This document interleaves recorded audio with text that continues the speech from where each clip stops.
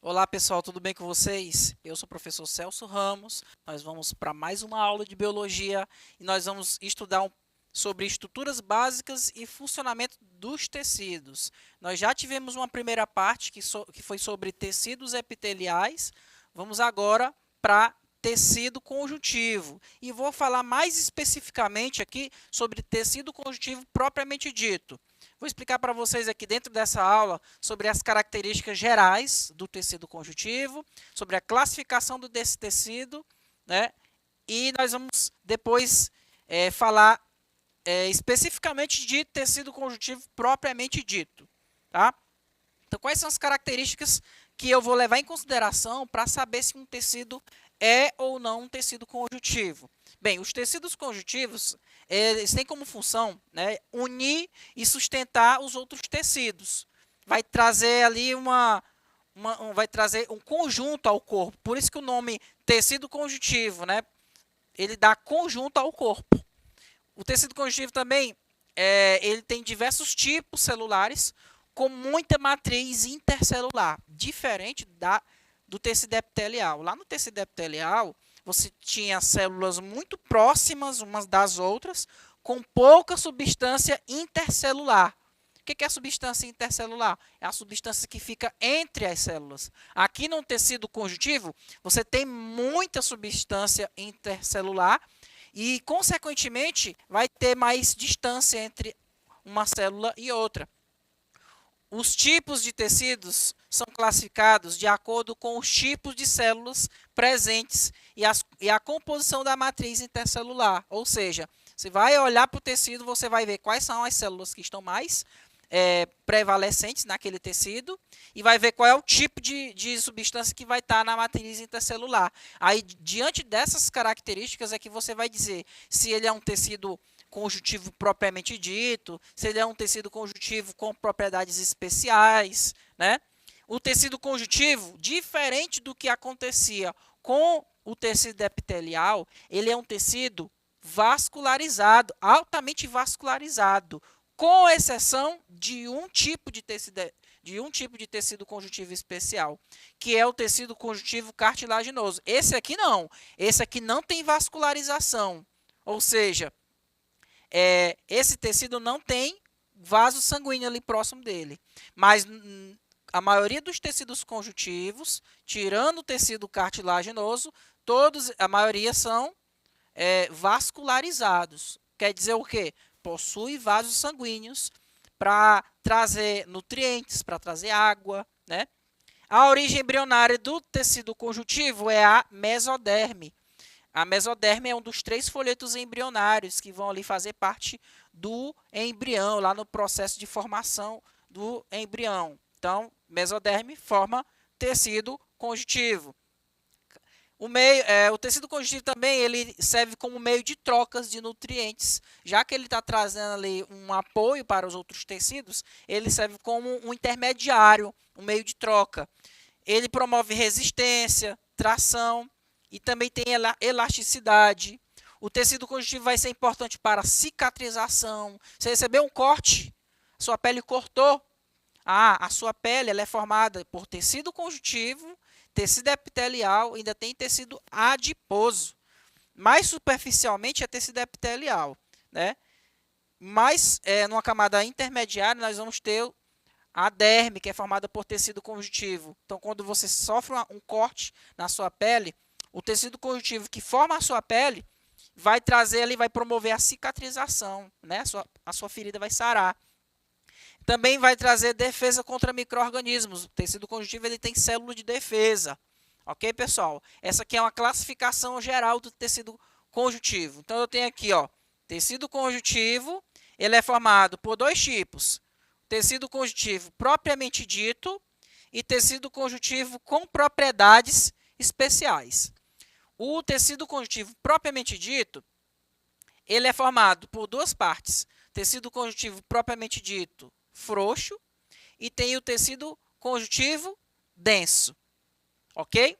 O tecido conjuntivo denso, ele tem dois tipos.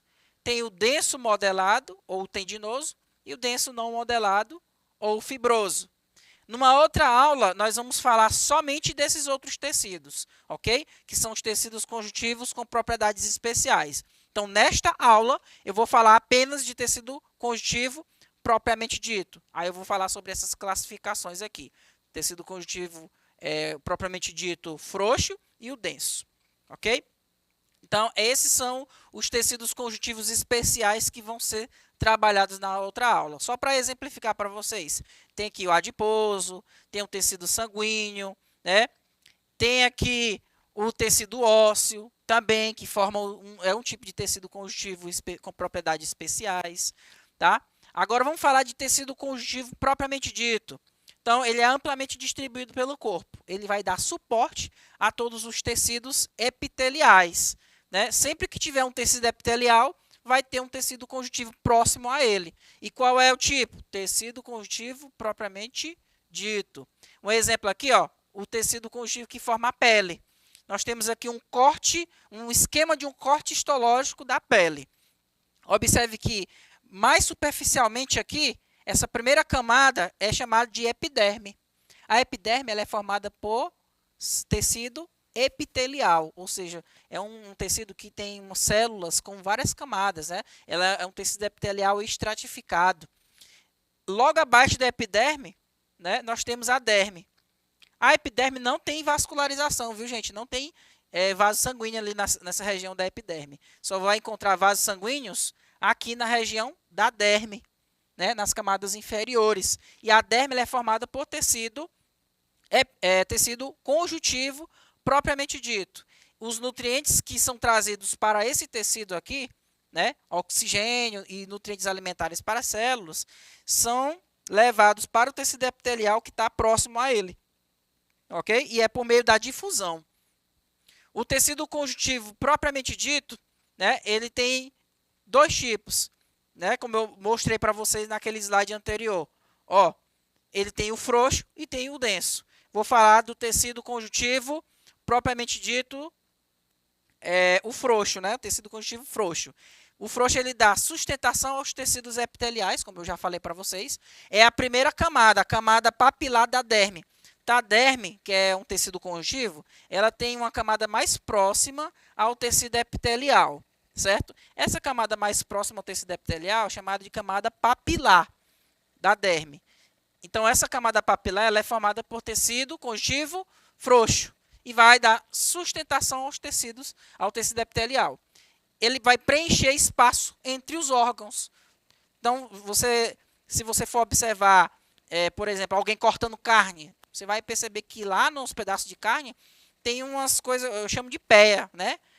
Aqueles tecidos meio que esbranquiçados, né? Aquilo ali é tecido conjuntivo, está servindo de suporte. É por meio dele que ele vai trazer nutrientes para as células que estão ali fazendo parte daquele órgão. Essa aqui é um esquema teórico de como é um tecido conjuntivo frouxo. Olha só, muitas células e muito espaço entre essas células, e nesse espaço vai ter substâncias que são fibras elásticas, né? Você vai encontrar fibras colágenas. Então, é um tecido, por isso que o nome é frouxo. Tem muito espaço entre essas células aí. O tecido conjuntivo frouxo ele tem algumas células importantes que eu vou agora mencionar para vocês. A principal delas é o fibroblasto. Essa é a principal célula do tecido conjuntivo, porque ela vai ali originar outras células do tecido conjuntivo. Tá? São células metabolicamente ativas, contendo longos e finos prolongamentos citoplasmáticos. Sintetiza o colágeno e as substâncias da matriz, substância intercelular. Ou seja, essa célula aqui, o fibroblasto, ela é alongada. É ela que produz a substância que vai ficar preenchendo o espaço entre as células. Ela produz a fibras de colágeno, a elastina, essas substâncias que fazem parte do tecido conjuntivo. Quando elas estão jovens, elas são chamadas de fibroblasto. O termo blasto aqui, ó, quer dizer que é uma célula jovem. Quando ela está mais velha, que ela diminui o seu metabolismo, ela passa a se chamar de fibrócito e tem pouca atividade celular. Ela não produz muita substância intercelular. nós temos aqui uma célula do tecido conjuntivo chamada de macrófago, é uma célula de defesa. Uma célula ovoide, podendo conter longos prolongamentos citoplasmáticos e inúmeros lisossomos.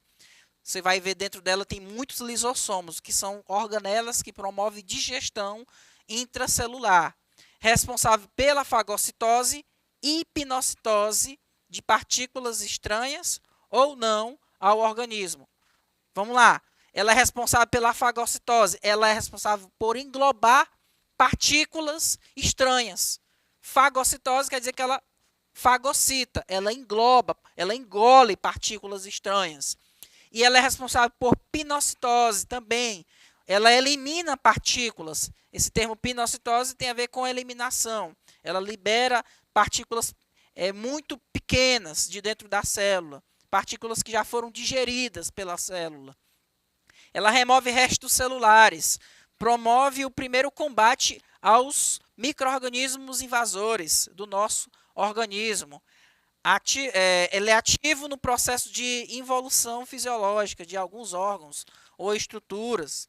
É o caso do útero, que após o parto sofre uma redução de volume. Isso quer dizer, quando o útero está com um bebezinho dentro dele, ele está muito grande. Aí, a partir do momento que a mulher ela tem o parto, aquele útero ainda está grande, então ele tem que voltar para o seu tamanho que tinha antes. Então quer dizer que as células que existiam ali, elas vão ser algumas dessas células vão ser destruídas para que o útero volte ao seu tamanho normal. Quem é a célula que vai ser responsável pela destruição dessas células? É o macrófago, tá? Outra célula do nosso tecido conjuntivo, propriamente dito, né, do tipo frouxo, tem o mastócito. Essa célulazinha você vai observar que ela tem um monte de grânulo, né, pequenas bolsinhas no interior dessa célula. Ela é uma célula globosa, grande, sem prolongamentos, né? Ou seja, ela não tem nenhum tipo de esticamento. E ela é repleta de grânulos que liberam, pela sua quantidade, esses grânulos que dificultam a visualização do núcleo. É isso que eu estou querendo dizer para vocês. Os grânulos são constituídos de heparina. No interior aqui desses grânulos existe heparina. Gente, heparina é uma substância que promove ela é uma anticoagulante. Ela não deixa o sangue coagular. E também nós temos ali nesses grânulos aqui dos mastócitos uma substância chamada histamina. Uma substância envolvida nos processos de alergia. Quando você está com alergia, você começa a ter, por exemplo, algumas reações de vermelhidão. Isso é justamente resultado da histamina, que está sendo liberada por célula de defesa, que é um tipo de célula chamada mastócito. Tá? Essa última substância, que é a histamina, ela é liberada em ocasiões de penetração de certos antígenos no organismo e seu contato com o mastócito, desencadeando a consequente reação alérgica. A próxima célula do tecido conjuntivo frouxo, né, é o plasmócito. O plasmócito ela tem essa característica aqui. Gente, essa cor que vocês podem perceber aqui, na verdade, é porque foi jogado um corante e ela ficou com essa cor. Tá? É uma célula ovoide rica em retículo endoplasmático rugoso. O retículo endoplasmático é uma organela, né? Uma estrutura que fica no interior da célula, que é responsável, gente, pela síntese proteica. Ela produz proteína, né? Pouco numeroso no conjunto normal, mas abundante em locais sujeitos à penetração de bactérias, como o intestino, pele e locais em que existem infecções crônicas. Então, se você faz o exame de sangue e você percebe que o número, a quantidade de plasmócito está alterado, quer dizer que você está tendo algum tipo de infecção, certo? Produtor de todos os anticorpos no combate a micro-organismo. É originado no tecido conjuntivo a partir da diferenciação de células conhecidas como linfócitos B.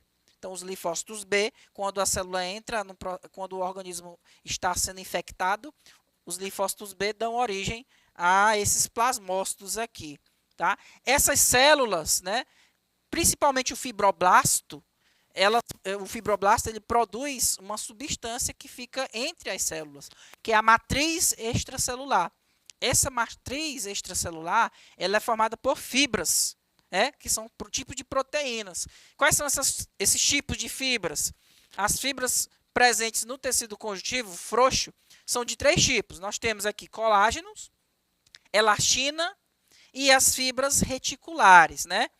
As fibras colágenas são constituídas por colágeno. Todo mundo já ouviu falar nesse tal de colágeno. Tem gente que compra, né, medicamentos que têm essa substância ali para trazer mais beleza para a pele. Qual é a função do colágeno, né? Então, o colágeno é uma proteína mais abundante no reino animal, certo, gente? São grossas e resistentes. Ela traz resistência, distendendo-se pouco quando tensionadas. Ela que vai dar sustentação à pele. Por isso que pessoas mais velhas, ela vai ter uma pele mais molinha, né? As fibras colágenas presentes na derme conferem resistência à nossa pele, evitando que ela se rasgue quando esticada. Então, você puxa a sua pele, ela não se rasga por causa do colágeno presente ali na nossa derme, que é um tecido conjuntivo. Outro tipo de fibra são as fibras elásticas. As fibras elásticas são longos fios de uma proteína chamada elastina. Elas conferem elasticidade ao tecido conjuntivo frouxo, complementando a resistência das fibras colágenas. Quando você puxa e solta a pele da parte de cima da mão, são as fibras elásticas que rapidamente devolvem à pele a sua forma original. A perda da elasticidade da pele, que ocorre com o envelhecimento, deve-se ao fato de as fibras colágenas irem com a idade se unindo umas às outras, tornando o tecido conjuntivo mais rígido, tá? Nós temos outro tipo de fibra, que são as fibras reticulares. Elas são as fibras que, se você olha aqui na imagem, elas não têm um padrão, elas são ramificadas, né? Formam um traçado firme que liga o tecido conjuntivo aos tecidos vizinhos. É ela que vai trazer essa função aí, né? De ligar o tecido conjuntivo aos tecidos vizinhos. Outro componente do tecido conjuntivo frouxo, né, outro tipo celulares que eu posso citar para vocês, são as células mesenquimatosas. Células mesenquimatosas. E os plasmócitos, né? As células mesenquimatosas, elas são dotadas de alta capacidade de multiplicação e permitem a regeneração de tecidos conjuntivos, pois elas dão origem a qualquer tipo de célula nele presente. E os plasmócitos são células especializadas em produzir os anticorpos que combatem substâncias estranhas que penetram no tecido. Aqui nós temos exemplo aqui das células mesenquimatosas. São células totipotentes que elas conseguem se diferenciar nas outras células do tecido conjuntivo. Ela pode se diferenciar em fibroblasto, ela pode se diferenciar em célula adiposa, que é uma célula do tecido adiposo, célula que armazena gordura, né? Pode se diferenciar em condroblasto, que é uma célula do tecido cartilaginoso, em condrócito, que também faz parte do tecido cartilaginoso. Ela pode formar osteoblasto, que é uma célula óssea, né? O osteoblasto é uma célula óssea e, consequentemente, pode formar o osteócito também, que é uma célula óssea. Nós vamos estudar também tecido ósseo. Tá? E o tecido conjuntivo propriamente dito agora do tipo denso. Falei do tecido conjuntivo propriamente dito do tipo frouxo, agora eu vou falar do denso. O tecido conjuntivo denso ele pode ser dividido em 2 tipos. Tem o denso não modelado e o denso modelado. O nome já diz, você olha para a imagem, vê que as fibras estão desordenadas, então ela não segue um padrão, um modelo. Então é um denso não modelado. E o modelado, ele tem um padrão, ele é formado por fibras paralelas, né? O denso, as fibras aqui, ó, estão desordenadas no não modelado e no modelado elas estão paralelas. OK, pessoal? Então, essa era a nossa aula que eu tinha para trazer para vocês. Espero que vocês continuem estudando, dê uma revisada, pega o livro, a apostila, tá? Porque a nossa aula de hoje já chegou ao fim. Obrigado pela atenção de todos. Até a próxima aula, pessoal. Tchau, tchau.